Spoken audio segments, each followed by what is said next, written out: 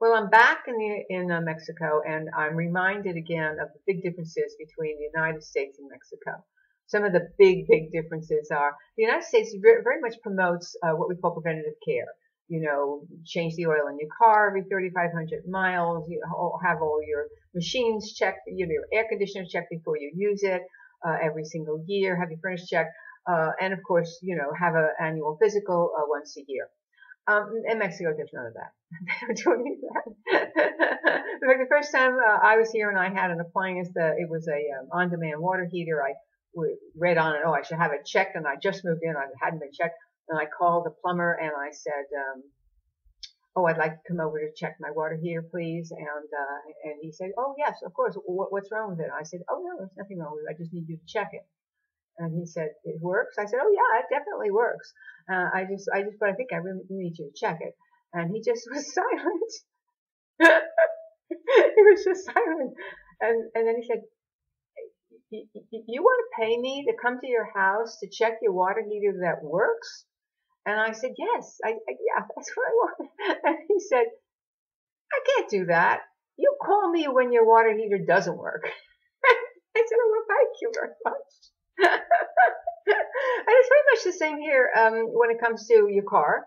Nobody's going to tell you, oh, you didn't change your oil and it's been 4,500 miles and oh, you're ruining your engine. No, it's not ruining your engine. It's fine.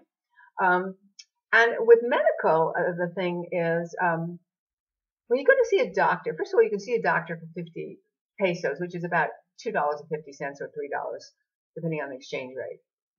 And that would be a doctor that's next to the pharmacy. Like if you need to get a prescription, you go to the doctor next to the pharmacy to get a prescription to take into the pharmacy.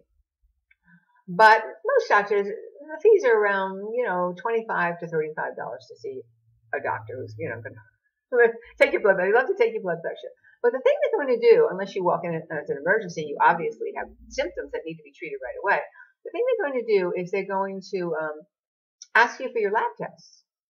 Now, in the United States, the lab tests are like, it used to be that, first of all, the doctor is the only one in most of the states. The doctor is the only one who can order your tests. And second of all, the doctor is who interprets your tests. However, the tests nowadays are all done digitally. So all your results, they have averages of what things should be, whether they're high, they're low, in between.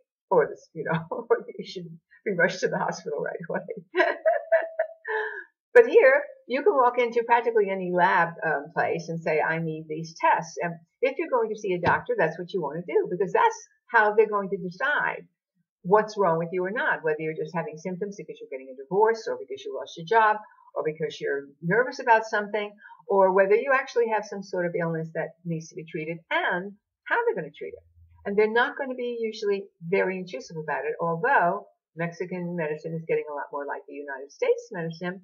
And they're beginning to some specialists in particular, are not looking at the whole patient. And especially if you're in my age bracket, they think I should be dead already. So when I walk in, they want to give me everything. I go, let's just wait a minute. Let's just see what happens. So I'm very, very happy because 4 months ago, I went and had a lab test and, it was like, oh my God, my cholesterol was through the ceiling. It was over 300. And I thought, oh my God, this is very bad. And they gave me statins and other stuff. And I said, I don't know. Let me see what I can do on my own. And I basically took dairy out of my diet. End of story. Just stopped eating yogurt and milk and teeny bits of butter I do use sometimes. And lo and behold, 4 months later, my cholesterol dropped 78 points. I'm now in what they call the average. I mean, there's an ideal. The ideal is around 200. But then there's a big debate on how much cholesterol we need, whether we need cholesterol or not. And I'm a woman, and I remember the whole thing about hormones when they tell us, oh, you all got to take your hormones, otherwise you're going to die. Well, I didn't, and hello, boys, I'm still here. So I was very excited about that, and it's very, very empowering. So I do like that is much more empowering the way they look at your body than in the United States, where they basically, I think, look at you as a bank account, and when there's no more money, you die. That's my word for today. Bye.